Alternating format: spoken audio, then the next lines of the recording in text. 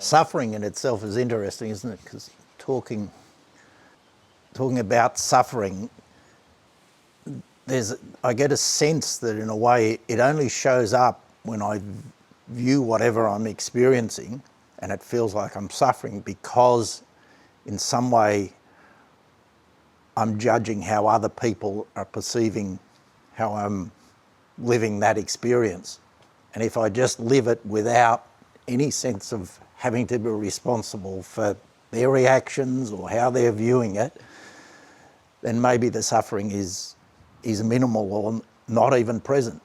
And in some ways that ties in responsibility too. And this came up very recently in trying to live an authentic life and being, as I like to put it, recklessly honest, because I think of recklessness not worrying about an outcome, and essentially in a lot of ways that's how I experience life when it's lived fullest, is it doesn't matter what happens in a week's time, it's what's happening now and the next step and what's real in this moment. So there's a recklessness in that it's not attached to something down the track, it's just really in the moment.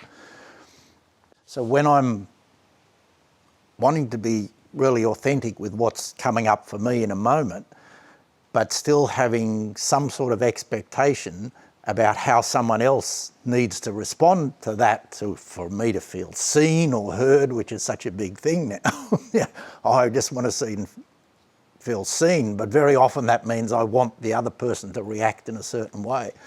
Whereas to be truly authentic is to let that person, leave them the space to respond however they could be. And that could be to yell at, scream at whatever they're experiencing. And that's okay because they're writing, they have a perception or an understanding of what they're experiencing. And both of our reactions are equally valid. There is no right or wrong. So that's been a big thing that I noticed. I've been working more and more becoming authentic, but then I wanted someone else to respond in a way that wasn't necessarily authentic for them. So allowing other people to be responsible for their reactions and not getting caught up in that is, yeah, that's another big learning that showed up.